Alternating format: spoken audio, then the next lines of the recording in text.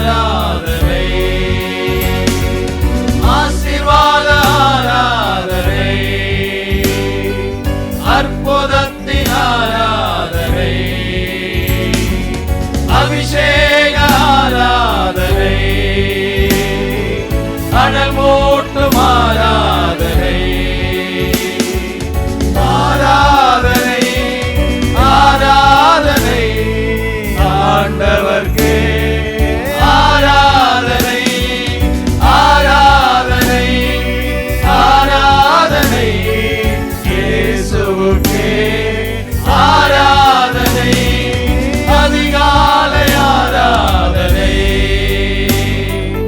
ஆண்டவர்க்கே ஆராதனை.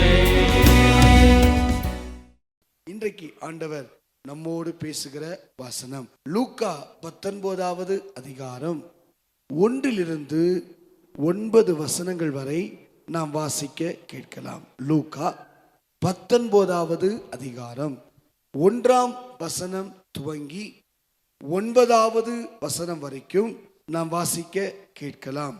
அவர் எரிகோவில் பிரவேசித்து, இயேசு எரிகோவில் பிரவேசித்து அதன் வழியாக நடந்து போகையில், அதன் வழியாய் நடந்து போகையில் ஆயக்காரருக்கு தலைவனும் ஐஸ்வர்யனுமாய் இருந்த சகேயு எனப்பட்ட ஒரு மனுஷன், சகேயு என்னப்பட்ட ஒரு மனுஷன் இயேசு எப்படிப்பட்டவரோ என்று அவரை பார்க்க வகை தேடினார். இயேசு எப்படிப்பட்டவரோ என்று அவரை பார்க்க வகை தேடினான். அவன் குள்ளனானபடியால் ஜனக்கூட்டத்தில் அவரை காணக்கூடாமல், ஜனக்கூட்டத்தின் அவரை காணக்கூடாமல் அவர் போகும் வழியில் முன்னாக ஓடி அவரை பார்க்கும்படி ஒரு காட்டத்தி மரத்தில் ஏறினான்.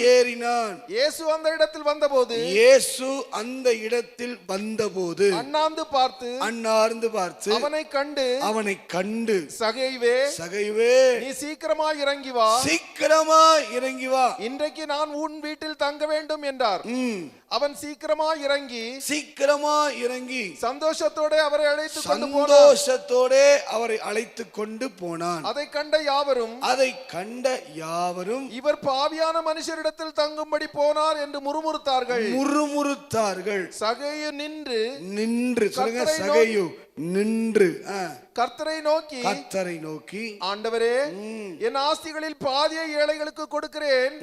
நான் ஒருவனிடத்தில் எதையாகிலும் அநியாயமாய் வாங்கினது உண்டானால் நாளத்தனையாக திரும்ப செலுத்துகிறேன் என்றான். இயேசு அவனை நோக்கி, இன்றைக்கு இந்த வீட்டுக்கு ரட்சிப்பு வந்தது, இவனும் ஆபிரகாமுக்கு குமாரனாயிருக்கிறானே. அல்லேலூயா சொல்லுங்க பாப்போம். அறிந்த தெரிந்த ஒரு சம்பவம். சகேயு என்கிற ஒரு மனிதன் இயேசு எப்படிப்பட்டவரோ என்று பார்ப்பதற்கு அவன் வகை தேடினான். அப்படி தேடின போது அவன் குள்ளனாய் இருந்தபடியினால ஒரு காட்டத்தி மரத்தில் ஏறி அவர் எப்படிப்பட்டவர் என்பதை பார்க்க விருப்பம் கொண்டான். இயேசு அந்த மரத்தின் கீழே நின்று அண்ணாந்து பார்த்து, சகையுவே சீக்கிரமாய் இறங்கி வா, நான் இன்னைக்கு உன் வீட்டில் தங்கணும் அப்படின்னு சொன்ன உடனே சந்தோஷத்தோடு அவரை அழைத்து கொண்டு போகிறான். போகிற வழியில அவன் ஒரு வார்த்தையை சொல்றான், அநியாயமாய் நான் வாங்கினது உண்டானால் அதை நாளத்தனையாய் நான் திருப்பி செலுத்துகிறேன். இந்த வார்த்தையை சொன்ன உடனே இயேசு சொல்லுகிறார், இன்றைக்கு இந்த வீட்டுக்கு ரட்சிப்பு வந்தது. அல்லேலூயா சொல்லுங்க பாப்போம். சகேயு அப்படின்னு என்றாலே நம்ம மனசுக்குள்ள ஒரு பிம்பம் தான் ஏற்படும். இன்னைக்கு செய்தியுடைய தலைப்பே என்ன அப்படின்னா, சகேயுவை போல மாறுவோம். We will change like சகேயு. பொதுவா சகேயு அப்படின்னு சொன்ன உடனே நம்ம மனதுக்குள்ள ஒரு பிம்பம், மனதுக்குள்ள ஒரு பிக்சர், மனதுக்குள்ள ஒரு தோற்றம் என்ன வரும்னா, அவன் குள்ளன், இரண்டாவது அவன் வரி வசூலிக்கிறவன், மூன்றாவது அவன் பாவியான ஒரு மனுஷன். இப்படிதான் சகைவை நம்ம சொல்லி பழக்கப்படுத்தி நம்ம மனதுக்குள்ள சகைவை குறித்து ஒரு பிம்பம், சகைவை குறித்த ஒரு தோற்றம், சகைவை குறித்த ஒரு எண்ணம் நமக்குள்ள வந்துருச்சு. நாட் ஒன்லி சகையு இல்லாம வேதத்தில் அநேகரை நம்ம தவறாவே பார்த்து பழக ஆரம்பிச்சிட்டோம். அதனாலதான் சகேயுக்குள்ள இருந்த ஒரு பெரிய மாற்றங்கள் நம்ம வாழ்க்கையில வரமாட்டேனுது. இன்னைக்கு யோசிச்சு பாருங்களேன். அதாவது உதாரணத்துக்கு சொல்லணும்னா, பயந்திருந்த கிதியோனை பார்க்காம பராக்கிரமசாலியான கிதியோனை கர்த்தர் பார்த்தார். நாம எப்படி பார்க்கிறோம்? நம்ம பார்வைக்கும் ஆண்டோடைய பார்வைக்கும் நிறைய வித்தியாசம் இருக்கு. பயந்திருந்த கிதியோனை நம்ம பார்த்தோம். ஆனா தேவன் எதை பார்த்தார்னா, பராக்கிரமசாலியான கிதியோனை பார்த்தார். இன்னொரு விஷயம் சொல்லணும்னா, கொலை செய்த மோசையை தான் நம்ம பார்த்தோம். ஆனா தேவன் எதை பார்த்தார்னா, கொலை செய்யாதிருப்பாயாக என்று கட்டளையவே பெற்றுக்கொள்கிற மோசையை கர்த்தர் பார்த்தாரு. நாம என்ன பார்க்கிறோம்னா, 3 பேருக்கு முன்னாடி மறுதலித்த பேதுருவை தான் பார்க்கிறோம். ஆனா கர்த்தர் எப்படி பார்க்கிறாருன்னா, 3000 பேருக்கு முன்னாடி தைரியமாய் பிரசங்கித்த பேதுருவை பார்க்கிறார். நல்லா கவனிங்க. நம்ம பார்வைக்கும் தேவனுடைய பார்வைக்கும் நிறைய வித்தியாசம் உண்டு. பொதுவா நம்ம ஒரு மனுஷனை பார்த்த உடனே அவனுடைய தவறுகள் தான் நமக்கு பெருசா தெரியும். ஓ, இப்ப சகையு சொன்ன உடனே இளைய குமாரன் அப்படி சொன்ன உடனே இளைய குமாரன் யாரும் பேசுறது இல்லை, கெட்ட குமாரன் தான் பேசுறோம். ஏசா அப்படின்னா அவன் தூரமானவன், அவன் சரியில்லை, ஏசா ரொம்ப கோபக்காரன், ஏசா அப்படிதான் பார்க்கிறோமே தவிர ஏசாக்குள்ள இருந்த நிறைய நல்ல குணங்களை நம்ம பார்க்கறதே இல்லை. ஏன்னா நம்முடைய பார்வை வேற, கர்த்தருடைய பார்வை வேற. அல்லேலூயா சொல்லுங்க பாப்போம். நம்ம பார்வையே வேற. நம்ம பார்வை எப்போதும் குறைவானது, கர்த்தருடைய பார்வை எப்போதும் நிறைவானது. நம்ம பார்க்கிற பார்வையில குறைகள் மட்டும்தான் தெரியும். இது என்ன பிரச்சனை, அது என்ன பிரச்சனை, அது என்ன பிரச்சனை, இவர் அப்படி, அவர் அப்படி, அவர் சரியில்லை, இதுதான் நம்ம பார்ப்போம். ஆனா என் கர்த்தர் பார்க்கிற பார்வை மிக வித்தியாசமானது. அல்லேலூயா. இந்த சகையு அப்படின்ற பேருக்கு அர்த்தம் என்ன தெரியுமா? கிளீன் ஹார்ட், இல்லைன்னா பியூர் ஹார்ட். சகையு என்கிற பெயருக்கு அர்த்தம் என்னன்னா, தூய்மையான மனம் கொண்டவன். இங்க யாராவது அந்த பேர் வாங்கியிருக்கோமா? யாராவது ஞானஸ்நானத்துக்கு அந்த பேர் கொடுத்துருக்கோமா? சகையுன்னு நம்ம கொடுக்கறது இல்லை, ஏன்னா நமக்கு தெரியறது இல்லை. ஆனா இங்க ஆண்டவர் எல்லாரும் அவனை குள்ளனா பார்த்தாங்க, எல்லாரும் அவனை ஒரு டாக்ஸ் கலெக்டரா பார்த்தாங்க, வரி வசூலிக்கிறவனா. எல்லாரும் அவனை எப்படி பார்த்தாங்கன்னா, ஒரு பாவியான மனுஷனா பார்த்து முறுமுறுத்தாங்க. ஆனா என் தேவன் இயேசு எப்படி பார்த்தா தெரியுமா? அவனை ஒரு பியூர் ஹார்ட்டா, ஒரு தூய்மை நிறைந்த ஒரு மனிதனா, நல்ல ஒரு இருதயம் கொண்ட மனிதனா என் தேவன் பார்த்தார். அதனால்தான் சொல்றேன், நாம் சகையுவை போல மாறுவோம். நான் சகையுவை போல நாம் மாறணும். நமக்கு பேரு பிறக்கும் போதே வைக்கப்படுது. நீங்க பிரசங்கி 6ஆம் அதிகாரம் 10ஆம் வசனத்தை வாசிங்க. பிரசங்கி 6ஆம் அதிகாரம் 10வது வசனம். இருக்கிறவன் எவனும் தோன்றும் முன்னமே பேரிடப்பட்டிருக்கிறான். தோன்றும் முன்னமே பேரிடப்பட்டிருக்கிறான். அவன் மனுஷன் என்று தெரிந்திருக்கிறது. பாருங்க எவ்வளவு அழகா ஆண்டு சொல்றார். தன்னிலும் பலத்தவரோட போராட அவனால் கூடாது. 6ஆம் அதிகாரம் 10வது வசனம். இருக்கிறவன் எவனும், இருக்கிறவன்னா இன்னைக்கு உயிரோடு இருக்கிறவர்கள் வரைக்கும் தோன்றும் முன்னமே பெயரிடப்பட்டிருக்கிறான். ஆனா இன்னைக்கெல்லாம் பேருக்கும் வாழ்க்கைக்கும் சம்பந்தமே இல்லாம சிலர் இருப்பாங்க. சரியா? நல்லா கவனிச்சு பார்த்தீங்கன்னா, பேருக்கும் வாழ்க்கைக்கும் சம்பந்தமே இருக்காது. ஜபக்குமார் அப்படின்னு பேர் வச்சிருப்பாங்க. ஆனா அவங்கள்ட்ட ஜபம் என்கிற ஒரு வாசனையே வீசாது. புரியுதா? இருதயராஜ் அப்படின்னு பேர் வச்சிருப்பாங்க. ஆனா இரக்கம் என்பதை என்ன செய்யாது, இருக்காது. பெயருக்கும் அவர்கள் வாழ்க்கைக்கு இன்னைக்கெல்லாம் ஸ்டைலா தான் நம்ம பேர் வைக்கிறோமே தவிர, வேதம் சொல்லுது இருக்கிறவன் எவனும் பிறப்பதற்கு முன்பே. அப்படின்னா இங்க இருக்க உங்களுக்கு வைக்கப்பட்ட பெயர் தோன்றுவதற்கு முன்பதாகவே வைச்சிட்டாரு நான் சொல்றேன். யோசிச்சு பாருங்க. உங்க பேரை நீங்க எப்பவுமே நெக்லெக்ட் பண்ணாதீங்க. எனக்கு இந்த பேர் பிடிக்கலன்னு சொல்லாதீங்க. பேர் அம்மா அப்பா வைக்கல, அம்மா அப்பா வைப்பதற்கான விருப்பத்தையே கர்த்தர் உண்டாக்குனாரு நான் சொல்றேன். அம்மா அப்பா வச்ச பேரை சந்தோஷமா ஏற்றுக்கொள்ளுங்க. ஞான ஸ்நானத்துல பரிசுத்தவான்கள் வச்ச பேரை சந்தோஷமா ஏற்றுக்கொள்ளுங்க. ஏன் தெரியுமா? அது தேவனால் நமக்கு தரப்படுகிற ஒரு பெயர்.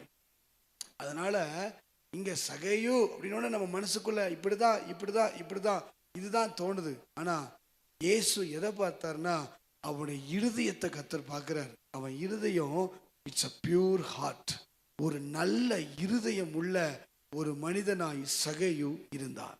இந்த சகையு ஏன் இவ்வளோ பெரிய ஒரு ஆசீர்வாதத்தை பெற்றுக்கொண்டார்? சகையு பெற்ற ஆசீர்வாதத்தை நான் 3 சொல்றேன். ஒன்று, தனிப்பட்ட வாழ்வு ஆசீர்வாதம். நல்லா கவனிங்களேன். பர்சனலா ஒரு பிளஸ்ஸிங். எப்படி சொல்றீங்க பிரதர் அப்படின்னா, பல திரளான ஜனங்கள் எல்லாரும் இயேசுவை காணணும்னு வராங்க. திரளான ஜனங்கள் இயேசு என்கிட்ட பேச மாட்டாரான்னு வராங்க. பல திரளான ஜனங்கள் இயேசு பின்னாடி வந்துகிட்டு இருக்கும்போது திரும்பி அவர் என்னை பார்க்க மாட்டாரா? அவர் பார்வை என் மேல படாதா? அவர் வார்த்தை என் மேல வராதா? ஏதாகிலும் ஒரே ஒரு வார்த்தை என்கிட்ட அவர் பேச மாட்டாரா அப்படின்னு சொல்லி அப்படியே சுத்தி நெருக்கி, ஏன்னா ஏசப்பா ஒரு ஏரியாவுக்குள்ள வந்தா வேதம் சொல்லுது அவரை நெருக்கினார்கள். திரளான கூட்டம் அவருக்கு பின் சென்றது. அப்படின்னா இயேசு தனியா போயிருக்க வாய்ப்பு இல்லை.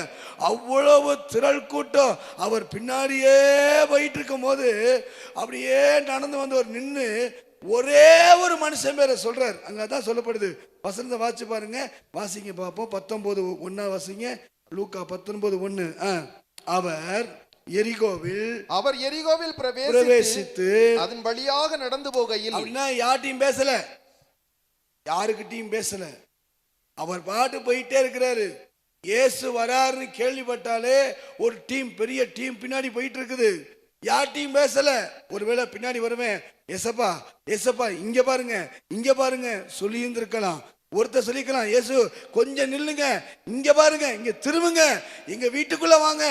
ஏன்னா தெருக்குள்ள போறாரு. அங்க அதான் சொல்லப்படுது. அதன் வழியாய் நடந்து போயிட்டு இருக்கிறாரு. என் வீட்டுக்கு வாங்க, கம்பளம் விரிச்சிருக்கலாம், பெரிய பெரிய விருந்து பண்ணிருக்கலாம். அங்கெல்லாம் நிக்கல. ஏன்? தனிப்பட்ட வாழ்க்கையில சகையு ஆசீர்வதிக்கப்பட்டவன் சொன்னா, இவ்வளவு திரள் கூட்டத்தின் மத்தியிலேயும் என் இரட்சகருடைய பார்வை சகையுவின் மேல் மட்டும் விழுந்தது. உங்களுக்கு இப்படி பேசினாலும் பிடிக்காது போல இருக்கு. கவனிங்க, எனக்கு ரொம்ப பிடிச்சது. ஏங்க, உங்க குடும்பத்துல எத்தனையோ பேர் இருந்தும், இந்த ஒசூர் பட்டணத்தில் ஆயிரக்கணக்கான மக்கள் இருந்தும், பணக்காரர்கள், வசதி படைத்தவர்கள், இன்னும் சொல்ல போனா பெரிய பெரிய பதவியில் இருப்பவர்கள், பெரிய பெரிய அந்தஸ்தில் இருப்பவர்கள், இவர்களை எல்லாம் தாண்டி இரட்சகருடைய பார்வை இங்க இருக்கிற நம்மேல கர்த்தர் விளக்கம் செய்தார். எவ்வளோ பெரிய பாக்கியம், எவ்வளோ பெரிய பாக்கியம். யோசித்து பாருங்க. அதான் சொன்னேன், தனிப்பட்ட வாழ்க்கையில சகையு ரொம்ப பிளஸ்டு மேன். உலகமே பாவம் செஞ்ச போது கர்த்தருடைய கோப கண்கள்ல நோவாவுக்கு கிருபை கிடைச்சதாம். தான் வசனத்து ஆழம். அவ்வளவு உலகத்தையே அழிக்கணும், இனி உலகமே வேண்டாம், நான் புதுசா உண்டாக்கிக்கிறேன், ஒருத்தனும் வேண்டாம், எல்லாம் பாவம் செஞ்சான், எல்லாம் தேவ மகிமை இழந்தான், எல்லாம் தேவ கோபத்துக்கு ஆனான்னு சொல்லி ஆண்டவர் கோப கண்ணோட உலகத்தை பார்க்கும்போது அந்த கோப கண்கள்ல ஒரு ஓரத்துல ஒரு மனிதனுக்கு கிருபை கிடைக்குமானால் அந்த மனிதன் எவ்வளவு பெரிய பாக்கியசாலி. அதே மாதிரிதான் ஏரியால உள்ள நுழைஞ்சு வராரு, பின்னாடி திரள் கூட்டம். ஆனா ஒரே ஒரு மனுஷன்ட்ட போய் சொல்றாரு, அவனை மட்டும் பார்த்து பேசுறாரு. தனிப்பட்ட வாழ்வின் ஆசீர்வாதம். 2வது, குடும்பத்தின் வாழ்வில் ஆசீர்வாதம். எப்படி சொல்றீங்க? ஆண்டவர் சொல்றாரு, யார் வீட்டுக்கும் போல, இன்னைக்கு நான் உன் வீட்டுக்கு நான் வரேன், இன்னைக்கு நான் உன் குடும்பத்துல வர போறேன், இன்னைக்கு நான் உன் வாழ்க்கையில வர போறேன். எங்க குடும்பம்ன்றது வீடுன்றது குடும்பம், இட்ஸ் a ஃபேமிலி. சகையு அவன் மட்டும்தான் போய் நின்னான். ஆனா சகையுக்கு கிடைச்ச ஆசீர்வாதம் என்ன தெரியுமா? இன்னைக்கு நான் உன் வீட்டுக்கு வர போறேன். இயேசு ஒரு வீட்டுல இருக்கிறார்னா அந்த வீடு ஸ்பெஷல். உங்க தெருவுல 100 வீடு இருக்கலாம், ஆனா உங்க வீட்டுக்குள்ள இயேசு இருக்கிறது ஸ்பெஷல்னு நான் சொல்றேன். நம்புறவங்க மட்டும் அல்லேலூயா சொல்லுங்க பாப்போம். 1000 வீடு இருக்கலாம். நீங்க உங்க வீட்டை நேசிங்க. உங்க வீடு எப்படியா இருந்தாலும் பரவாயில்ல, உங்க வீடு எந்த அளவுக்கு இடைஞ்சலா இருந்தாலும் பரவாயில்ல, கஷ்டமா இருந்தாலும் பரவாயில்ல, நீங்க சொல்லுங்க, கர்த்தர் எனக்கு இந்த வீட்டை தந்திருக்கிறார். ஏன் தெரியுமா? அந்த தெருல யார் வீட்லையும் இல்லாத, யோசிச்சு பாருங்க, ஒரு வீட்டுக்குள்ள திடீர்னு ஒரு சீஃப் மினிஸ்டர் நுழைஞ்சா எப்படி இருக்கும்? அந்த ஏரியா இருக்கிற அத்தனை பேரும் அந்த வீட்டில் போய் நிற்பாங்க. எழுப்புதலின் காலத்தில் உங்கள் வீட்டை நோக்கி ஒரு திரள் கூட்டத்தை கர்த்தர் கொண்டு வருவார். ஏன் தெரியுமா? உங்க வீட்டில் இயேசு இருக்கிறார். குடும்பத்தில் வாழ்வில் ஆசீர்வாதம். ஒரு பக்கம் தனிப்பட்ட வாழ்வின் ஆசீர்வாதம், இன்னொரு பக்கம் குடும்பத்தின் வாழ்வில் ஆசீர்வாதம், மூன்றாவது சமுதாயத்தில் வாழ்வில் ஆசீர்வாதம். எப்படி சொல்றீங்க அப்படின்னா, எல்லாரும் முறுமுறுக்கிறான். சகை வீட்டுக்கு போறாரு. சகைகிட்ட என்ன இருக்கு? சகைகிட்ட பாவி, சகை ஒரு விரோதி, சகையோ எங்களை துன்புறுத்தினவன், காசுக்கு பிடிச்சவன், ஆசை பிடிச்சவன். அவரையே பின்பற்றி போறேன், பின்னாடியே ஏசி ஏசி ஏசி ஏசின்னு கத்திட்டு போறேன். என் வீட்டுக்கு வரல, என் இடத்துக்கு நிக்கல, எல்லாரும் முன்னாடியும் ஒரு வார்த்தை நீ நல்லவன்னு சொல்லியிருக்கலாம், ஒரு வார்த்தை பல தளபதிகள் இருந்திருக்கலாம், பல பொறுப்பாளிகள் இருந்திருக்கலாம், என் பொறுப்பை பார்க்கல, எதுவும் செய்யல. ஆனா ஒண்ணுமே இல்லாத ஒரு சாதாரண பியூன், சாதாரண ஒரு டாக்ஸ் கலெக்டர்ட்ட போய் நின்று, இன்னைக்கு நான் சகைவே சீக்கிரமா வா, அவன் பேரை உச்சரித்தார்னா அங்க இருக்க அத்தனை பேரும் ஆச்சரியப்பட்டிருப்பாங்க. அத்தனை பேர் இருந்தும் சமுதாயத்தில் என் சகையுவினுடைய தலையை கர்த்தர் உயர்த்தி வச்சார். எகைன் மீண்டும் சொல்றேன், நான் பின்னாடி பாயிண்ட் நிறைய சொல்லுவேன். சகையுவை போல மாறுவோம். சொல்லுங்க பாப்போம். ஏங்க இந்த ஆசீர்வாதம்? ஏன் ஒரு மனுஷன், இப்ப நம்ம ஜெபிக்கிறீங்களே, எதுக்கு ஜெபிக்கிறீங்க? என்னை தனிப்பட்ட விதத்துல ஆசீர்வதிங்கப்பா, என் குடும்பத்தை ஆசீர்வதிங்கப்பா, சமுதாயத்துல என்ன, அதுதானே நம்ம ஜெபிக்கிறோம். நல்லா யோசிச்சு பாருங்க, எதுக்கு ஜெபிக்கிறீங்க? தனிப்பட்ட வாழ்க்கையில என்னை ஆசீர்வதிங்கப்பா. ரெண்டாவது எதுக்கு ஜெபிக்கிறோம்? குடும்பத்தின் மத்தியில என் தலையை நிமிர்த்தி வைங்கப்பா. மூணாவது எதுக்கு ஜெபிக்கிறோம்? ஆண்டவரே, சமுதாயத்துல, வேலை செய்யற இடத்துல, கம்பெனியில, தொழில்ல என் ஆசீர்வதிங்க. இது மூணுமே சகையுவுக்கு என் தேவன் தந்தார். இந்த காலை நேரத்தில் நாமும் சகையுவை போல மாறுவோமானால் தனிப்பட்ட வாழ்வின் ஆசீர்வாதம் இன்றைக்கு கர்த்தர் தருவார். குடும்பத்தின் ஆசீர்வாதத்தை கர்த்தர் இன்றைக்கு தருவார். சமுதாயத்தின் ஆசீர்வாதங்களை கர்த்தர் இன்றைக்கு தருவார். எனக்கு வேணுன்றவங்க மட்டும் கரங்களை உயர்த்தி அல்லேலூயா சொல்லுங்க பாப்போம். இதோ மனுஷரின் மத்தியில் தேவாதி தேவனே வாசம் செய்கிறாரே, இதோ மனுஷரின் மத்தி தேவாதி தேவனே வாசம் செய்கிறாரே, தேவன் ஸ்தாபரிக்கும் ஸ்தலமே தம் ஜனத்தாரின் மத்தியினா, தேவன் தாபரிக்கும் ஸ்தலமே தம் ஜனத்தாரின் மத்தியினா, தேவன் தாம் அவர்கள் தேவனாயிருந்து கண்ணீர் யாவையும் துடைக்கிறாரே, தேவன் தாம் அவர்கள் தேவனாயிருந்து கண்ணீர் யாவையும் துடைக்கிறாரே. அல்லேலூயா. 3 ஆசீர்வாதம் சகையுக்கு. சகையோ, இனி உன் வாழ்க்கையில தனிப்பட்ட விதத்தில் ஆசீர்வாதம். சகையோ, உன் வாழ்க்கையில நீ ஜெபிச்சுக்கிட்டு இருந்த அந்த குடும்பத்திற்கான ஆசீர்வாதம். 3 சகையோ, சமுதாயத்தின் பார்வையில் உன்னை தலைக்குனிவாய் பேசினவர்கள் மத்தியில், உன்னை கேவலமாய் பேசினவர்கள் மத்தியில், நீ நிமிர முடியாது, வாழ முடியாது, எழும்ப முடியாது என்று உன்னை வேடிக்கை பார்த்தவர்கள் மத்தியில் கர்த்தர் இந்த நாளில் தலையை உயர்த்த போகிறான். காரணம், நீங்க சொல்லுங்க, நான் சகையுவை போல மாற போறேன். அப்படி என்ன சகையு வாழ்க்கையில ஒரு மாற்றம், அப்படி என்ன சகையு வாழ்க்கையில ஒரு சேஞ்ச் வந்ததுக்கு ரீசன் என்ன அப்படின்னா, அதே அதிகாரத்துல 4 கருத்துக்களை நான் பேச வாஞ்சிக்கிறேன். லூக்கா 19ஆம் அதிகாரம் 3வது வசனத்தை நான் வாசிக்க கேட்கலாம். இயேசு எப்படிப்பட்டவரோ என்று அவரை பார்க்க வகை இயேசு எப்படிப்பட்டவரோ என்று அவரை பார்க்க வகை தேடினான். நம்பர் 1, முதலாவதாக 3 ஆசீர்வாதங்களும் தனிப்பட்ட ஆசீர்வாதம், குடும்பத்தின் ஆசீர்வாதம், சமுதாயத்தின் ஆசீர்வாதங்களை நமக்கும் வேணும்னு சொன்னா சகைவுக்குள்ள இருந்த ஒன்று, ஒரு தேடல் நமக்கு வேணும். ஒரு தேடல். அந்த தேடல் சாதாரணமானது அல்ல. எத்தனையோ பேர் இயேசு பின்னாடி வந்தாங்க, எத்தனையோ பேர் இயேசு கூட வந்தாங்க. ஆனா சகைவை மட்டும் பார்த்ததுக்கு காரணம், தேடி வந்த கூட்டத்தை விட அந்த இருதயம் தேடிச்சு பாருங்க, அது ஏசப்பா கரெக்டா கண்டுபிடிச்சிட்டாரு. சர்ச்சுக்கு வருவோம், சர்ச்சில் உட்கார்ந்துருப்போம், ஆனா ஆசீர்வாதமே இருக்காது, பலனே இருக்காது, ஒரு சந்தோஷமே இருக்காது, ஒரு நிறைவே இருக்காது. அப்படியே வருவோம், அப்படியே உட்காருவோம், கையை தூக்கி ஆட்டுவோம், பாடுவோம், எஞ்சி போயிட்டே இருப்போம். ஏன் தெரியுமா? நமக்குள்ள அந்த சகை பார்த்தபடி ஒரு தேடல் நமக்குள் இல்லை. சகைவை போல ஒரு தேடல் நம்ம இருதயத்துக்குள்ள வரணும். எப்படி? அதான் நான் பார்க்கிறேனே, ஒரு ஆராதனை பண்ணாலே கையை தூக்கி ஆராதிக்க முடியல, ஒரு துதிக்கிற சொன்னாலே சத்தம் உயர்த்தி துதிக்க முடியல.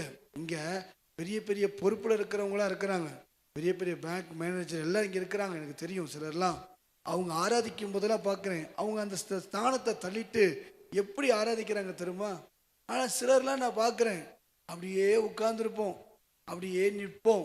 நமக்கு அவர் யாரோ, இயேசு எவரோ, இங்கே இயேசு எப்படிப்பட்டவரோ, இயேசு சுகமளிக்கிறவரா, இயேசு விடுதலை அளிக்கிறவரா, இயேசு ஆசீர்வதிக்கிறவரா, இயேசு நடத்துகிறவரா, எப்படிப்பட்டவர்? ஒரு தேடல் சகையுக்குள்ள இருந்துச்சு. ஆனா இன்னைக்கு சபைக்குள்ள வரோம், சபையில உட்கார்ந்து ஆராதிக்கிறோம், சகையுக்குள்ள இல்லாத ஒரு விஷயமா ஒரு தேடல். தேவன்னு சொல்லப்போனா ஒரு வாஞ்சை.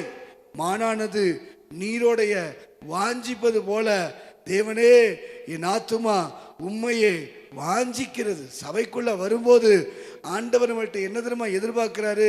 நம்ம பேரை சொல்லணும், தனிப்பட்ட விதத்தில் ஆசீர்வதிக்கணும், குடும்பத்தை ஆசீர்வதிக்கணும், சமுதாயத்தில் உயர்த்தணும். தேவன் விரும்புறாரு, தேவன் எதிர்பார்க்கிறாரு. இந்த வருஷம் முத்திர மோதிரமா வைப்பேன்னா வைக்க விரும்புறாரு. ஆனாலும் நமக்குள்ள என்ன தெரியுமா இல்லை? அந்த தேவனை தேடுகிற ஒரு தேடல் நம்ம கிட்ட இல்லை. தேவனை தேடுகிற ஒரு தேடல், அந்த தேவன் எதிர்பார்க்கிற ஒரு தேடல். தேவனை அந்த தேடணும்னா கண்டிப்பா கர்த்தர் நம்ம கிட்ட வருவார். ஒரு மூத்த தேவ மனிதர், இருதயத்துக்கு ஏற்ற ஒரு மனுஷன் யார் தெரியுமா? தாவீது. தன்னுடைய கடைசி காலத்துல தன் மகனை பார்த்து சொல்றார், சாலமோனை பார்த்து, நீ கர்த்தரை தேடினால் கர்த்தர் உனக்கு தென்படுவார், நீ கர்த்தரை கைவிட்டா கர்த்தர் உன்னை கைவிடுவார். நானும் ஒரு தகப்பனை போல உனக்கு சொல்றேன், இந்த 26ல நீ கர்த்தரை கைவிட்டால் கர்த்தர் உன்னை கைவிடுவார், நீ கர்த்தரை தேடினா கர்த்தர் உனக்கு தென்படுவார். எல்லாருக்கும் ஒரே நீதிதான், தேவனை தேடுகிற ஒரு இருதயம் நமக்கு வேண்டும். நீங்க வாசிங்க 1 நாளாகமம் 16ஆம் அதிகாரம் 10வது வசனத்தை வாசிங்க. 1 நாளாகமம் 16வது அதிகாரம் 10வது வசனத்தை வாசிக்க கேட்கலாம். அவருடைய பரிசுத்த நாமத்தை, அவருடைய பரிசுத்த நாமத்தை குறித்து மேன்மை பாராட்டுங்கள், கர்த்தரை தேடுகிறவர்களின் இருதயம் மகிழ்வதாக. எப்படி சொல்றாரு பாருங்களேன், கர்த்தரை தேடுகிறவர்களுக்கு அவர்கள் இருதயம் மகிழ்வதாக. உன் இருதயத்தின் வேண்டுதலை கர்த்தர் உனக்கு அருளச் செய்தார் என்ற வார்த்தையும் இதுவும் ஈக்குவல் ஒண்ணு. நம்முடைய இருதயம் அந்த மகிழணும், நம்முடைய இருதயம் சந்தோஷப்படணும், என் இருதயம் பூரிப்பாகணும். எப்ப பூரிப்பாகும், எப்ப சந்தோஷப்படும்? நான் இருதயத்தில் நினைக்கிறது நடக்கும் போது, என் இருதயத்தில் நினைக்கிறத கர்த்தர் வாய்க்கும் போது, என் இருதயத்தின் விண்ணப்பங்களை கர்த்தர் அங்கீகரிக்கும் போது, ஓ எனக்கு இது தேவை, என் விண்ணப்பம் இது, என் ஜெபம் இது, என் வாழ்க்கை இப்படி இருக்கணும் என்ற காரியங்களை நடக்கும் போதுதான் ஒரு மனுஷனுடைய இருதயம் மகிழும். அப்ப என் இருதயம் மகிழுன்னா அதுக்கு ஒரே ஆப்ஷன், கர்த்தரை தேட வேண்டும். சங்கீதம் 14:2 வாசிங்க. சங்கீதம் 14 சங்கீதம் 2வது வசனத்தை வாசிக்க கேட்கலாம். தேவனை தேடுகிற உணர்வுள்ளவன் உண்டோ என்று பார்க்க கர்த்தர் பரலோகத்திலிருந்து மனுபுத்திரரை கண்ணோக்கினார். சிஸ்டர், பிரதர், நல்லா கவனிச்சுக்கங்க. சபைக்குள்ள வந்து உட்கார்ந்தாலும் கர்த்தருடைய கண்கள் எப்படி தெரியுமா பார்க்குது? என்னை தேடுகிறவன் ஒருவன் உண்டோ. பலரல்ல, என்னை தேடுகிற ஒருவன். என்னை அத்தனை பேர் இயேசு பின்னாடி வந்தாலும் இயேசு சகையிட்ட மட்டும் நின்னு, சகைவே சீக்கிரவா. நான் இப்படி யோசிக்கிறேன், சீக்கிரவானா இவங்க பக்கத்துல இருக்க எனக்கு விருப்பம் இல்லை. இவங்க சும்மா கூட்டம் கூடுறாங்க, இவங்க சும்மா பின்னாடியே வராங்க. இவங்க வர்றதெல்லாம் அற்புதத்துக்கு, இவங்க வர்றதெல்லாம் ஆசீர்வாதத்துக்கு, இவங்க வர்றதெல்லாம் தேவைக்கு. ஆனா என்ன தேடுற ஒரே இருதயம் உன்கிட்ட மட்டும்தான் இருக்குது. இத்தனை பேர் வந்தாலும் உன் இருதயத்தை மட்டும்தான் நான் பார்க்கிறேன். அதான் என் தேவன் பார்த்தார், இயேசு பார்த்தார். ஏன் ஞாயிற்றுக்கிழமையில வந்து ஆசீர்வதிக்கலனா, அந்த சகைகிட்ட இருந்த ஒரு தேடல். அவர் வசனம் சொல்லுது பாருங்களேன், மனுபுத்திரனை பரலோகத்திலிருந்து கர்த்தர் பார்க்கிறாரு. என்னை தேடுகிற இருதயம் உணர்வுண்ட ஒரு மனிதன் இருக்கிறாரோ. சங்கீதம் 53 2வது வசனம் வாசிங்க. சங்கீதம் 53 2வது வசனம். தேவனை தேடுகிற உணர்வுள்ளவன் உண்டோ என்று பார்க்க தேவன் பரலோகத்திலிருந்து மனுபுத்திரரை கண்ணோக்கினார். 2 வருஷம் ஒன்னா சார். தேவனை தேடுகிற இருதயம் ரிசல்ட் என்ன தெரியுமா? ரோமர் 3ஆம் அதிகாரம் 11ஆம் வசனத்தை வாசிங்க. ரிசல்ட் காட்டுறேன் பாருங்க உங்களுக்கு. ரோமர் 3ஆம் அதிகாரம் 11வது வசனம். உணர்வுள்ளவன் இல்லை, உணர்வுள்ளவன் இல்லை, தேவனை தேடுகிறவன் இல்லை. ரிசல்ட் என்ன? ஒவ்வொரு முறையும் ஆண்டவர் வந்து என்ன தேடுகிற ஒரு இருதயம், என்ன வாஞ்சிக்கிற ஒரு இருதயம். இயேசு எப்படிப்பட்டவரோ, இயேசு எப்படிப்பட்ட சுகம் கொடுக்கிறவரோ, இயேசு எப்படிப்பட்ட விடுதலை தருகிறவரோ, இயேசு எப்படிப்பட்ட ஆசீர்வாதங்களை தருகிறவரோ, அந்த விடுதலை, அந்த விருப்பம், தேவனை ஆராதிக்கிறதுல விருப்பம், தேவனை துதிக்கிறதுல விருப்பம், வசனத்தை கேட்கும் போது விருப்பம், ஒரு தேடல், ஒரு தேடல். ஆண்டவர் நம்ம கிட்ட எதிர்பார்க்கிறார். சகையோ போல தனிப்பட்ட வாழ்க்கையில ஆசீர்வாதம், குடும்பத்துல ஆசீர்வாதம், சமுதாயத்துல ஆசீர்வதிக்கணும்னா தேவன் எதிர்பார்க்கிற தேடல் நமக்குள் இருக்குமானால் நாம கேட்க வேண்டாம், ஜெபிக்க வேண்டாம், கர்த்தர் நம்ம இடத்துல வந்து நம்மளை ஆசீர்வதிப்பார். ஏன்? ஒரு தேடல். நான் சொல்றேன், நீங்க தேடுங்க, கர்த்தரை தேடணும். நல்ல 105ஆம் சங்கீதத்துல நம்ம வாசித்தோம், துதிக்கிறது ஈஸி, பாடுறது ஈஸி, பெருமைப்படுத்துறது ஈஸி, ஆனா கர்த்தரை நித்தமும் தேடுவது கஷ்டம். ஒரு மனிதன் கர்த்தரை மட்டும் தேட ஆரம்பிச்சிட்டா அந்த மனிதனுடைய வாழ்க்கையில நிச்சயமாய் அற்புதம் நடந்தே தீரும். இன்னைக்கு சொல்லுங்க, நான் சகைவை போல தேட போறேன், நான் சகைவை போல தேட போறேன். இது வரைக்கும் நான் எப்படி தேடினோ எனக்கு தெரியாது, ஆனா இந்த நாள்லேருந்து நான் சகைவை போல நான் தேட கர்த்தர் நமக்கு கிருபைகளை தருவாராக. கரங்களை உயர்த்தி அல்லேலியா சொல்லுங்க பாப்போம். கர்த்தரை தேடினவங்களை ஒரு நாள் கர்த்தர் வெறுமையா அனுப்பினதில்லை. மெய்ப்பர்கள் இயேசுவை கண்டார்கள், அற்புதம் நடந்தது. நிறைய நான் எழுதிட்டு வந்தேன். கர்த்தரை தேடி பாருங்க, அற்புதம் நடக்கும். ஒன்றும் இல்லை, இந்த காலை நேரத்துல கர்த்தரை தேடி மட்டும் பாருங்களேன், கர்த்தர் பெரிய அற்புதங்களை செய்வார். ரெண்டாவது லூக்கா 19ஆம் அதிகாரம் 5-6 வசனத்தை வாசிப்போம். ஏன் சகையு வாழ்க்கையில மட்டும் இந்த ஆசீர்வாதம் உண்டானது? ஏன் சகையு வாழ்க்கையில மட்டும் இந்த மேன்மையை கர்த்தர் தந்தார் அப்படின்னா, லூக்கா 19ஆம் அதிகாரம் 5-6 வசனங்களை வாசிக்கலாம். இயேசு அந்த இடத்தில் வந்தபோது, இயேசு அந்த இடத்தில், நல்லா கவனிங்க, மீண்டும் சொல்றேன், கர்த்தரை தேடுகிற இருதயம் இருக்கும்னா நீங்க எந்த இடத்துல இருக்கீங்களோ அந்த இடத்திலேயே கர்த்தர் உங்களை உயர்த்த போறாரு.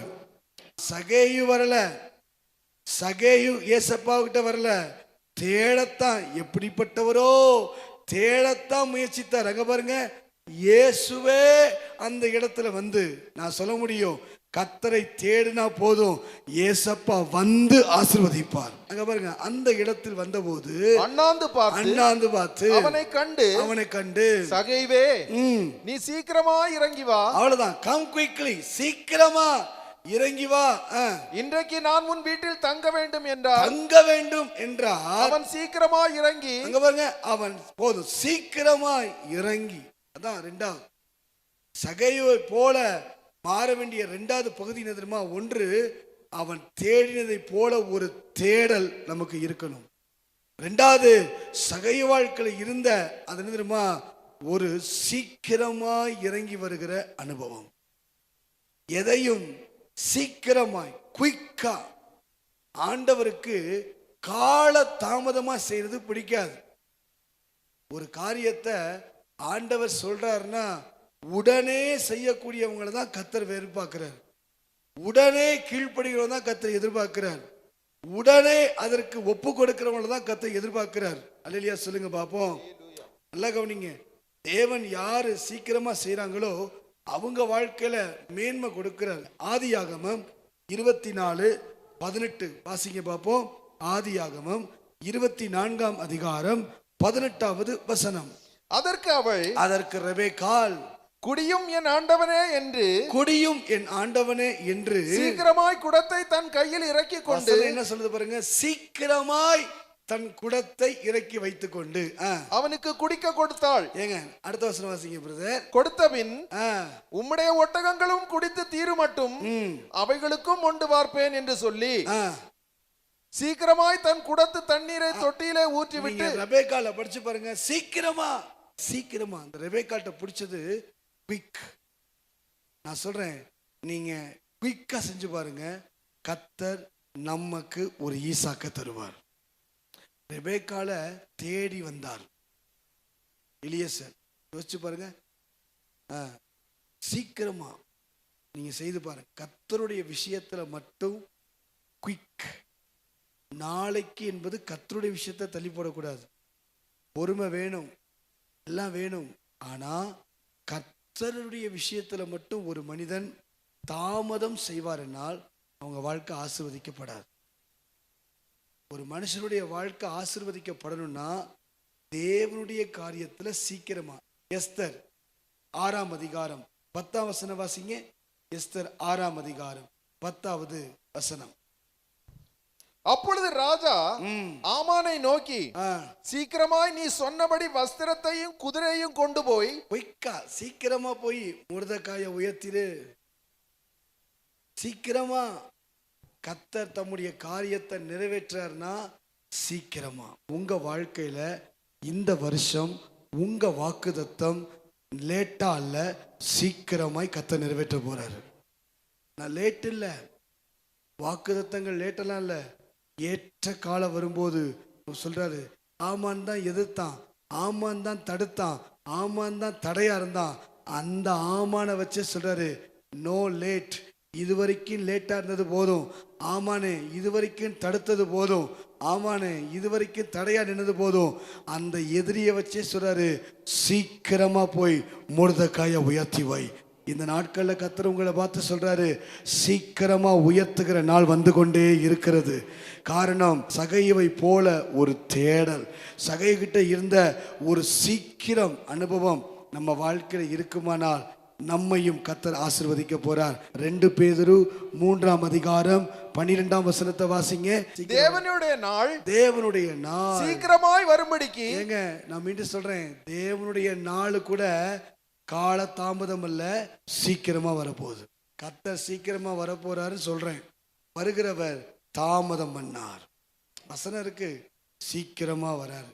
சீக்கிரமா உயர்வு வருது, சீக்கிரமா ஆசீர்வாதம் வருது, சீக்கிரமா மேன்மை வருது, சீக்கிரமா ஈசாக்கு வராரு, சீக்கிரமா ஆசீர்வாதங்கள் வருது. உங்க வாக்குத்தத்தம் நிறைவேறுவது நாளைக்கல்ல, இன்றைக்கு பரிசுத்தம் பண்ணிக்கொள்ளுங்கள். நாளை தினத்தில் ஒரு பெரிய அற்புதத்தை கர்த்தர் செய்ய போறார். ஆண்டவரே சீக்கிரமா சீக்கிரமா சீக்கிரமா எனக்கு வரப்போகிற கிருபைக்காய் ஸ்தோத்திரம். கால தாமதம் பண்றவங்களை பிடிக்கவே பிடிக்காது ஆண்டவருக்கு. சீக்கிரமா செய்ய வேண்டியதை சீக்கிரமா செய்ய கிருபை தருவாராக. மூன்றாவது லூக்கா 6 வாசிங்க பாப்போம். லூக்கா அவன் சீக்கிரமா இறங்கி சந்தோஷத்தோட அவரை அழைத்து கொண்டு போனான். சந்தோஷத்தோடு அழைத்து கொண்டு போகிறான். ஒரு தேடல் சகையுவ உயர்த்துறதுக்கு காரணம் சகையு வாழ்க்கையில் இருந்த ஒரு தேடல்.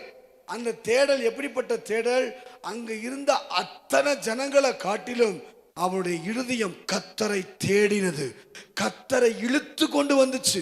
நல்லா கவனிங்க, நம்ம தேடுறத நல்லா இப்ப நான் நடந்து போயிட்டே இருக்கிறாரு, என்கிட்ட வராரு ஆண்டவர். என்கிட்ட இருக்கிற தேடலை விட ஒரு தேடல், ஒரு வாஞ்ச, ஒரு ஈர்ப்பு இருந்துச்சுன்னா இங்க வந்தவர் அங்க போயிடுவார் டக்குன்னு. ஏன் தெரியுமா? அந்த வாஞ்ச அத்தனை பேர் சுத்தி இருந்தாலும் அந்த சகையுடைய தேடல் இயேசுவை பரத்துக்கு கீழே கொண்டு வந்து நிறுத்தினது. ரெண்டாவது, அண்ணாந்து பார்த்து சீக்கிரமா ஒரு தடவை தான் சொன்னாரு, சொல்லி முடிக்கும் முன்பதாகவே சீக்கிரமாய் சகையு வந்ததினால் கர்த்தர் சகைவை ஆசீர்வதித்தார். மூன்றாவது, அழைத்து கொண்டு போனான். எப்படி அழைத்து கொண்டு போனா? சந்தோஷமா அழைத்து கொண்டு போனான். அழைத்து கொண்டு போனான்றதுக்கு சரியான அர்த்தம் என்ன தெரியுமா? ஏற்றுக்கொண்டான். அவர் சொன்னதை அக்செப்ட் பண்ணான். ஆவிக்குரிய வாழ்க்கையினுடைய மிகப்பெரிய முன்னேற்றம் தேவன் சொல்லுவதை ஏற்றுக்கொள்வது, தேவன் சொல்லுவதை அக்செப்ட் பண்ணுவதுதான் ஆவிக்குரிய வாழ்க்கையின் ஒரு முன்னேற்றம். சரியா? நல்ல கவனி. ஒரு 5 கருத்தை சொல்றேன்.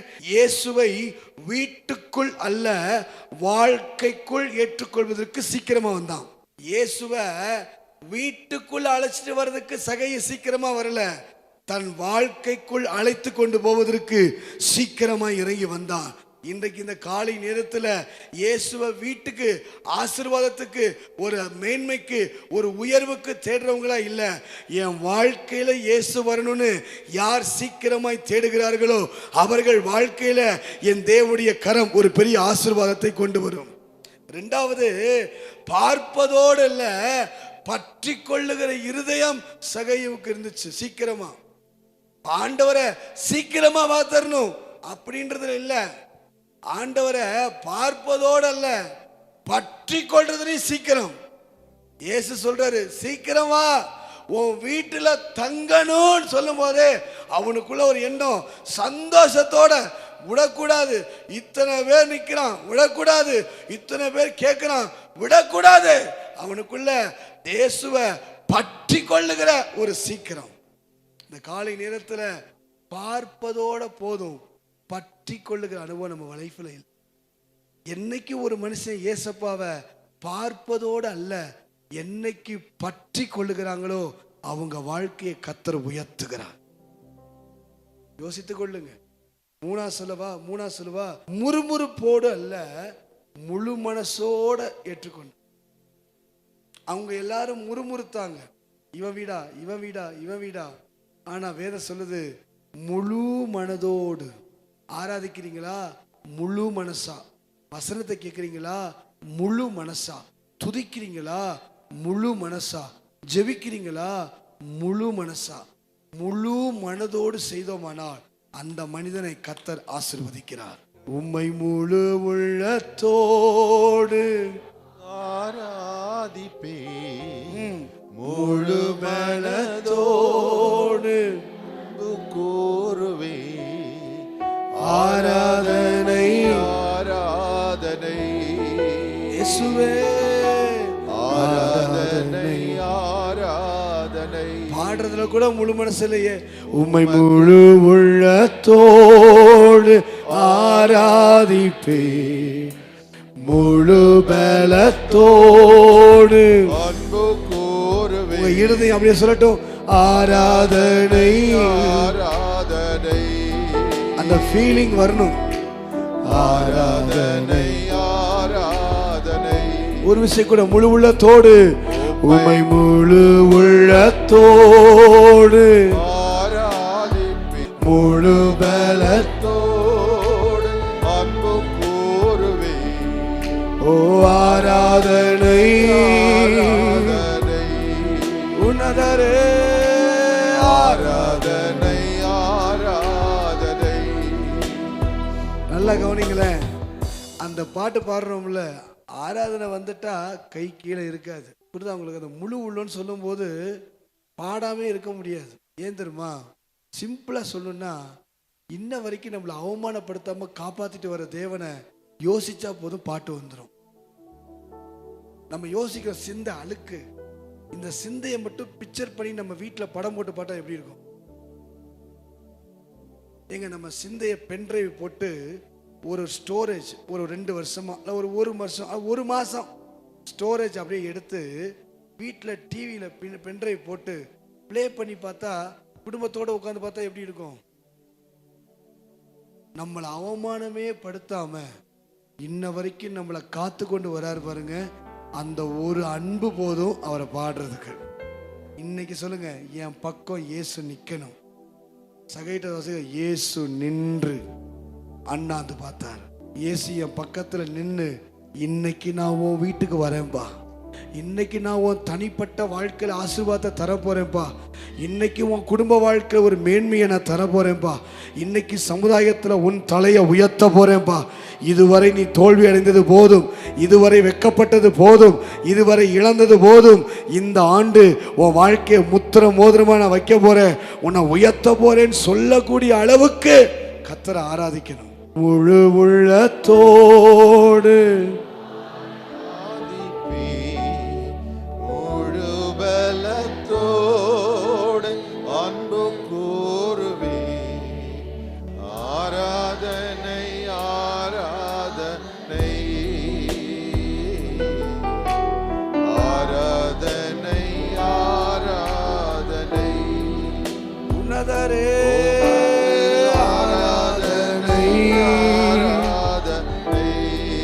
இயேசுவே ஆராதனை ஆராதனை. எவ்வளவு சத்தம் உயர்ந்து சொல்ல முடியுமா? எபினேசரே, எபினேசரே, எபினேசரே, இதுவரையில் உதவி நீரே. எபினேசரே,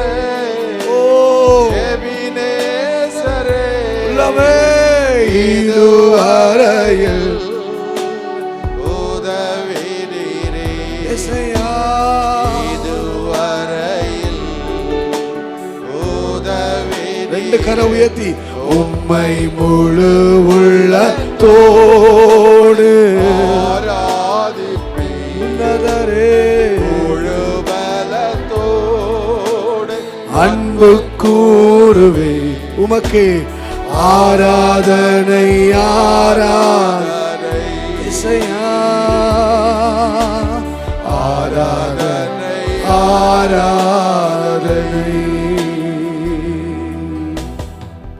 1 தேடல், 2 என்ன சொன்ன, 2வது என்ன சொன்ன சொல்லுங்க பாப்போம். 3வது என்ன சொன்ன, முறுமுறுப்போடு அல்ல, சந்தோஷத்தோடு. 4வது லூக்கா 19:8. லூக்கா 19:8. சகையு நின்று கர்த்தரை நோக்கி, ஆண்டவரே, என் ஆஸ்திகளில் பாதியை ஏழைகளுக்கு கொடுக்கிறேன். கடைசி வசனம் பார்த்த, திரும்ப செலுத்துகிறேன் என்றான். சகையு வாழ்க்கையில ஏன் இந்த ஆசீர்வாதம்? தனிப்பட்ட விதத்தில் சகையு வாழ்க்கையில, குடும்பத்தின் வாழ்வில், சகையு வாழ்க்கையில, சமுதாயத்தின் வாழ்க்கையில், ஏன் ஒரே ஒரு மனுஷனுக்கு ஒரு விதத்தில் ஆசீர்வதிக்காம இவ்வளவு ஆசீர்வாதங்களையும் ஏன் என் தேவன் தந்தார்னா, அவனுக்குள்ள இருந்த வார்த்தை திரும்ப செலுத்துகிறேன். இதுக்கு நான் வேகமா ஒரு 4-5 பாயிண்ட் சொல்றேன், எழுதி கொள்ளுங்க. சும்மா பாயிண்ட் எழுதி கொள்ளுங்க. 1, மனம் திரும்புதலின் செயல்பாடு தான் இந்த திரும்ப செலுத்துகிறேன் என்ற வார்த்தை.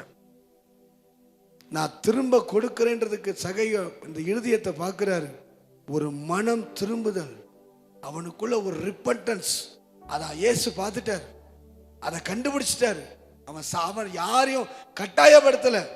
சகையோ நீ இதை சொல்லு, சகையோ இதை பேசு, அவ்வளவு சொல்லல. சகையவே சொல்றான், ஆண்டவரே நான் திரும்ப கொடுத்துறேன், நான் வாங்கினது உண்டானால் நான் திரும்ப செலுத்துறேன். அந்த வாஞ்ச இன்னைக்கு இங்க இருக்கிற நமக்கு அந்த வாஞ்சையே இல்லை. ஒரு முழு மனம் திரும்புதல். ரெண்டாவது சொல்லவா, பிரமாணத்தின் செயல்பாடு, அதாவது சட்டத்துடைய செயல்பாடு. யாத்திராகமத்துல 22ஆம் அதிகாரத்துல 1ஆம் வசனத்தை வாசிச்சு பாருங்க. யாத்திராகமம் 22ஆம் அதிகாரம் 1வது வசனத்தை வாசிச்சு பாருங்களேன். ஒருவன் ஒரு மாட்டையாவது ஆட்டையாவது திருடி, ஒரே ஒரு ஆட்டையாவது திருடி அதை கொன்றால் அல்லது அதை விற்றால் அவன் அந்த மாட்டுக்கு 5 மாடுகளையும் அந்த ஆட்டுக்கு 4 ஆடுகளையும் கொடுக்க கடவன். எப்படி சொல்லணுமா? பதிலாக கொடுக்க கடவன். இத சகை நிறைவேற்றுறாரு பாருங்க. நான் ஒருவேளை அநியாயமா நான் செஞ்சிருந்தா, யார் மேலேயாவது நான் கசப்பா இருந்திருந்தா, நான் யார் மேலேயாவது ஏதாகிலும் செய்திருந்தா, ஆண்டவரே அந்த தைரிய போல்ட்னஸ் பாருங்க. நான் சட்டத்தை மதிக்கிறேன். நீங்க இருக்கிற வரைக்கும் நான் சட்டத்தை மதிக்காம இருந்திருக்கலாம். ஆனா இன்னும் கொஞ்ச நேரத்துல என் வீட்டுக்கு வர போறீங்க, இன்னும் கொஞ்ச நேரத்துல என்ன ஆசீர்வதிக்கணும், இன்னும் கொஞ்ச நேரத்துல என் சமுதாயத்துல என் தலையை உயர்த்தணும். என் தலையை உயர்த்தணும்னா சட்டத்துக்கு திரும்ப நான் செலுத்துறேன். நிறைய வசனம் தானே, திரும்ப செலுத்துறேன். நீங்க நம்ம மனசு வரல பாருங்களேன். ஒரு கசப்ப விட்டு கொடுக்க முடியல, ஒருவர் மேல இருக்கிற கோபத்தை மன்னிச்சு கடந்து போக முடியல, ஒருவர் மேல இருக்கிற காரியத்தை ஆண்டவரே நான் செய்யறேன் சொல்ல முடியல. சொல்லவா? இன்னும் சொல்லுவேன், பழைய கணக்கிட்ட முடிக்கிறதுடைய செயல்பாடு தான் திரும்ப செலுத்து. நான் பழைய மனுஷன் இல்லை. எப்ப இயேசு என் பேரை சொல்லிட்டாரோ, எப்ப இயேசு நான் வீட்டுக்கு வரேன்னு சொல்லிட்டாரோ, இனி நான் பழைய சகையும் இல்லை. அதை வெளிப்படுத்துறான் பாருங்களேன். இயேசு சொல்லி அல்ல, பழசெல்லாம் முடிச்சிடுறேன், நான் திரும்ப கொடுத்துட்றேன். நீங்க என் வீட்டுக்கு வர்றதுக்கு முன்னாடி, என் வீட்டில் காலை வைக்கிறதுக்கு முன்னாடி, என்னை ஆசீர்வதிக்கிறதுக்கு முன்னாடி எனக்கு இன்னும் கொஞ்ச நேரத்தை தெரியும். இயேசு என்ன பேரை சொல்லிட்டா போதும், அற்புதம் நடந்துடும். தெரியும் சகையுவுக்கு. சொல்றான், ஏன்னா அவன் பார்த்தது எப்படிப்பட்டவரோ ஒரு தேடல் அவனுக்குள்ள இருந்ததுனால சொல்றான், ஐ பே, எல்லாத்தையும் பே பண்ணிடுறேன். என்ன திரும்ப பே பண்ண போறேன்? பழைய எல்லாத்தையும். இனி நான் பழசுக்கு போக மாட்டேன், பழைய உலகத்துக்கு போக மாட்டேன், பழைய உலக கணக்கீடு எனக்கு இல்லை, பழைய காரியங்கள் இல்லை. ஏங்க ஒன்றும் இல்லை, ஒரு நாகமான் எடுத்துக்கொள்ளுங்க. நாகமான் தேவனிடத்தில் அற்புதங்களை பெற்றுக்கொண்டு நேரா தேவ மனுஷன் முன்னாடி வந்து நிற்கிறார். அங்க நின்றுட்டு இதெல்லாம் வாங்கிக்கன்னு சொன்னப்ப தேவ மனுஷன் வாங்கிக்கல. ஆனா என்ன தெரியுமா நாகமான் கேட்டாரு? ஒரு மூட்டை நான் மண் எடுத்துட்டு போகவா? ஏன் கேட்டாரு? நம்ம அதை யோசிக்கிறதே இல்லை. மண்ணை தானே எடுத்துட்டு போறாரு. இல்ல, நாகமான் ஏன் தெரியுமா மண்ணை எடுத்துட்டு போனா, அந்த நாட்கள்ல பலிபீடம் செய்வது மண்ணுல தான் செய்யணும். அந்த பலிபீடம் ஆரம்பத்துல மண்ணுல செய்யப்பட்டது. அந்த நாகமான் அந்த பலிபீடத்துக்கு மண் எடுத்த காரணம் தெரியுமா? இதுவரைக்கும் நான் வணங்கின தெய்வம் தெய்வம் அல்ல, இனி நான் வணங்க போகிறது தான் தெய்வம். ஒரு சுகத்தை பெற்ற உடனே அந்த நாகமானுக்குள்ள இருக்க அந்த வாஞ்ச பாருங்க. அவன் சொல்றான் தேவ மனுஷன்ட்ட, நான் ஒரே ஒரு முறை அந்த எல்லையை கடக்கும் போது ஒரு தெய்வம் இருக்கு, நான் கும்பிட்டுக்கிறேன். அதுக்கப்புறம் இனி இந்த தெய்வம் எந்த தெய்வம் இல்ல, நீங்க வணங்குற அந்த யெகோவா தான் என் தெய்வம். அந்த நாகமான்ட்ட இருக்கிற ஒரு நல்ல 7 காரியம் இருக்கு அவன்கிட்ட. அந்த ஒரு விஷயத்திலேயே அந்த மண்ணை எடுத்தார்ல, ஏன் எடுத்தார்னா ஒண்ணுதான் சொன்னேன், அந்த பலிபீடம். 2வது ஆராதனை அவன் வெளிப்படுத்துறான் பாருங்க. ஏங்க அன்னைக்கு ஆகமான் பாட்டு பாடல, உமை முழு உள்ளத்தோ பாடல, ஆனா அவனுக்குள்ள ஆராதனை வந்துருச்சு. அவனுக்குள்ள அந்த ஆராதனை கிருபை வந்துருச்சு. இனி நான் ஆராதிச்சா, இனி நான் வார்த்தையை பேசினா, இஸ்ரவேலின் தேவன் தான் பெரியவர், இஸ்ரவேலின் தேவன் தான் உயர்ந்தவர். அவன் அடையாளம் காட்டுறான் பாருங்க. அதுதான் சகையும்.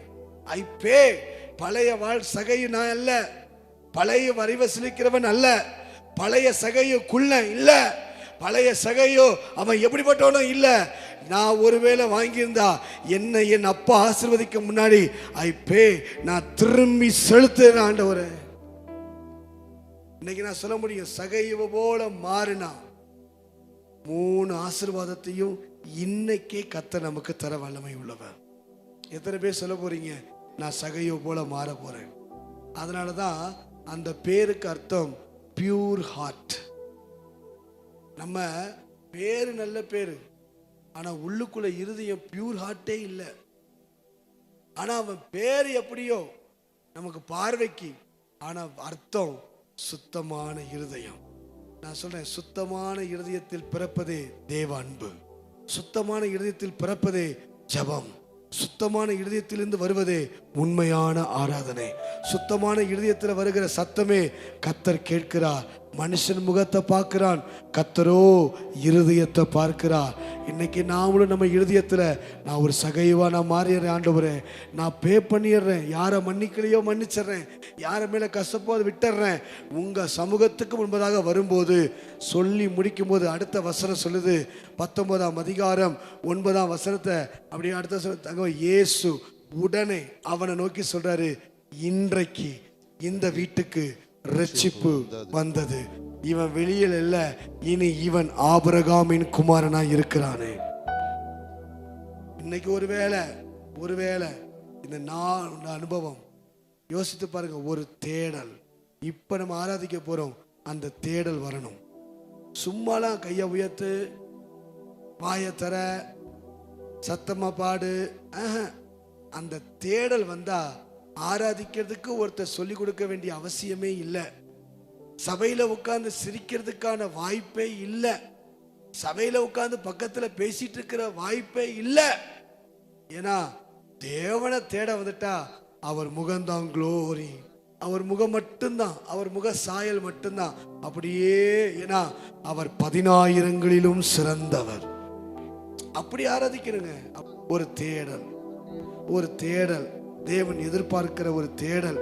சகைவ போல மாறுவோம், சகைவ போல சீக்கிரமா கிரியைகளை செய்வோம், சகைவ போல சந்தோஷமா அவர் அழைச்சிக்கிட்டு போவோம், சகைவ போல மனம் திரும்ப செலுத்துகிற அனுபவம் நமக்கு வரட்டும். கரங்களை உயர்த்தி உமை முழு உள்ளத்தோடு ஆராதிப்பே, முழு பலத்தோடு அன்பு கூறுவே. ஆராதனை ஆராதனை ஆராதனை. நீங்க மட்டும் பாடுங்க. ஆராதனை உம்மை முழு உள்ளத்தோடு.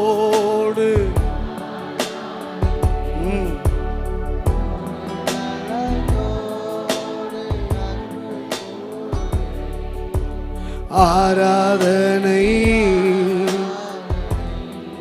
உன்னதரே